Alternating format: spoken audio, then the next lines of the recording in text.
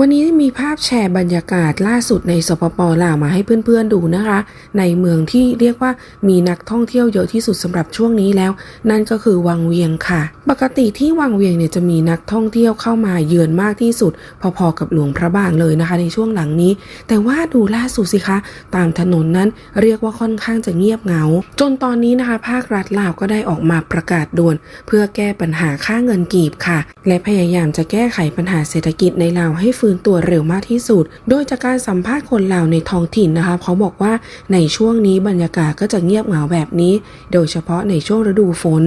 โดยนักท่องเที่ยวชาวต่างชาติที่ไปเที่ยวลาวนะคะเขาบอกว่าในลาวเนี่ยสิ่งที่เขาไม่ชอบมากที่สุดก็คือบริเวณทางเท้าที่เดินนั้นค่อนข้างจะลำบากมีขี้ฝุ่นแล้วก็น้ำขังดูแล้วไม่ค่อยจะน่าเดินเท่าไหร่การจราจรก็ไม่ค่อยมีระเบียบนอกจากนี้ค่ะชาวต่างชาติบางคนก็บอกว่าเวลามาเที่ยวลาวในช่วงตอนกลางคืนเนี่ยเมื่อก่อนก็คิดว่าจะมาเดินตลาดกลางคืนแต่ว่าพอมาจริงๆแล้วรู้สึกว่าผิดหวังมากถนนนั้นมืดสุดๆแล้วก็มีคนออกมาเดินเพียงไม่กี่คนเท่านั้นภาพบรรยากาศที่เห็นตอนนี้ตามร้านอาหารก็มีแต่โต๊ะเก้าอี้ว่างๆไม่ค่อยจะมีนักท่องเที่ยวมาเท่าไหร่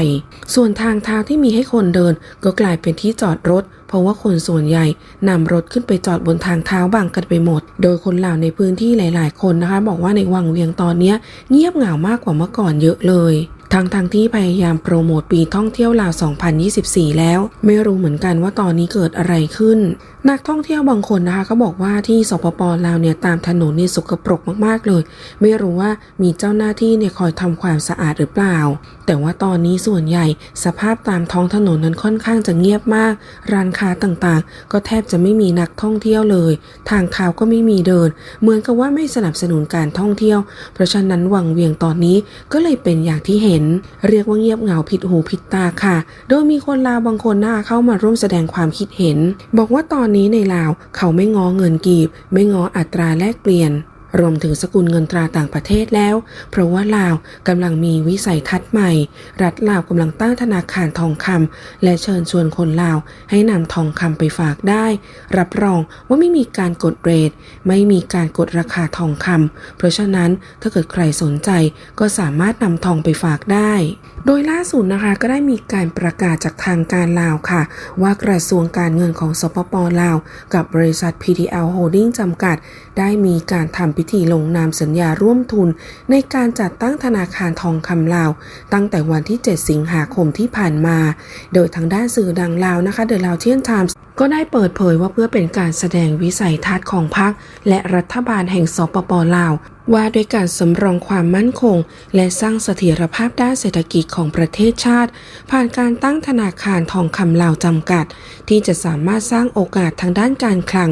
รวมถึงสร้างความเข้มแข็งของสกุลเงินกีบให้เกิดสภาพคล่องทางด้านเศรษฐกิจที่จะนำมาพัฒนาประเทศชาติได้อย่างมีประสิทธิภาพและเกิดผลประโยชน์สูงสุดต่อเศรษฐกิจของประเทศโดยสปป.ลาวนะคะเพื่อนๆทราบไหมคะว่าเป็นหนึ่งในประเทศที่ติดอันดับต้นๆของโลกด้านการขุดค้นและผลิตทองคำค่ะซึ่งติดเป็นอันดับที่ 3 ในอาเซียนและอันดับที่ 6 ในทวีปเอเชียซึ่งคาดว่ายังมีแร่ทองคำที่ยังไม่ได้ถูกขุดค้นประมาณ 500-1,000 ตันซึ่งหากได้รับการรับรองจากสากลโดยเฉพาะหน่วยงานศึกษาสำรวจบ่อแร่ที่เกี่ยวข้องจะสามารถสร้างมูลค่าเพิ่มให้กับคลังสำรองภายในประเทศได้ 50,000 ถึง 76,000 ล้านดอลลาร์สหรัฐซึ่งคาดว่าจำนวนนั้นจะช่วยเพิ่มสภาพคล่องทางด้านการเงินและเป็นแหล่งลงทุนที่จะนำมาใช้ในการพัฒนาโครงการยุทธศาสตร์ทางด้านต่างๆทางด้านโครงสร้างพื้นฐานเกษตรกรรมและอุตสาหกรรมโดยจะเป็นส่วนสำคัญในการสร้างความมั่นคงให้กับระบบเศรษฐกิจของสปป.ลาวโดยในการจัดตั้งและการให้บริการธนาคารทองคำบอกว่าจะสามารถยกระดับการบริหารจัดการทองคำของสปป.ลาวให้ได้ตามมาตรฐานของ London Bullion Market Association หรือ LBMA ที่เป็นที่ยอมรับและยังสามารถแข่งขันในระดับภาคพื้นและสากลได้ผ่านบริการต่างๆของธนาคารทองคำไม่ว่าจะเป็นบัญชีเงินฝากทองคำสินเชื่อการให้กู้เงินและทองคำการรับรองคุณภาพทองคำให้เป็นระดับสากล โดยการบริการต่างๆจะสามารถยกระดับอุตสาหกรรมและห่วงโซ่อุปทานทองคำของสปป.ลาวรวมถึงมีการสร้างภาพลักษณ์ใหม่ทำให้ลาวนั้นเป็นผู้นำในด้านอุตสาหกรรมทองคำที่สามารถแข่งขันได้ในระดับภาคพื้นและสากล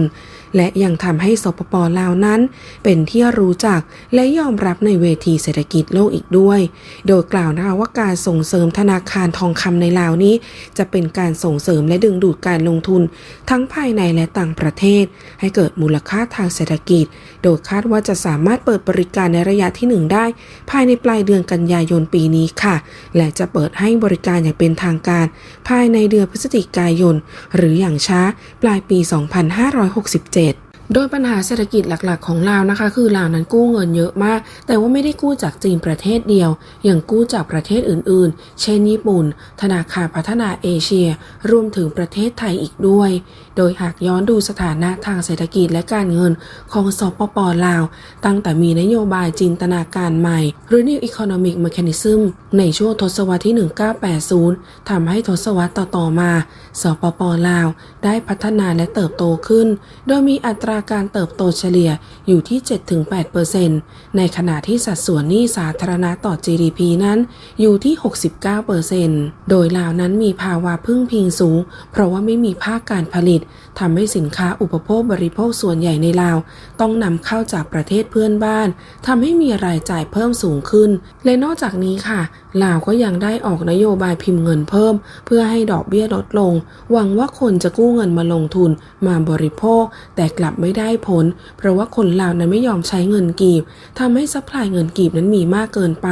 ทำให้ค่าเงินกีบอ่อนแล้วก็เกิดปัญหาเงินเฟ้อเหมือนกับในปัจจุบันนี้โดยกลไกในการใช้นโยบายกระตุ้นเศรษฐกิจของลาวคือการก่อหนี้จากต่างประเทศโดยเฉพาะในช่วงปี 2020 ถึงปี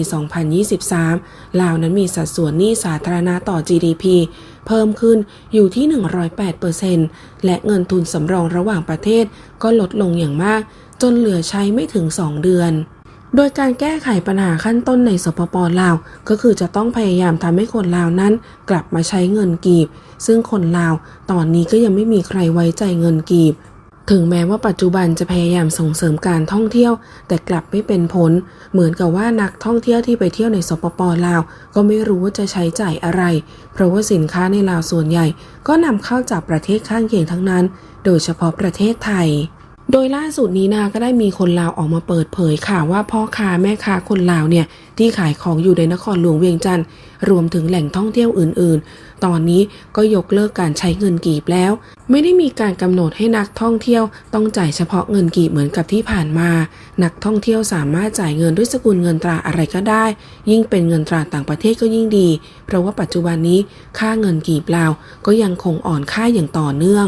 ซึ่งสะท้อนให้เห็นง่ายๆยกตัวอย่างก็คือสถานการณ์ในวังเวียงปัจจุบันนี้ค่ะเรียกว่านักท่องเที่ยวนั้นค่อนข้างจะเงียบเหงาจนวังเวียงจากสถานที่ที่น่าสนใจกลายเป็นเมืองวังเวงไปซะแล้ว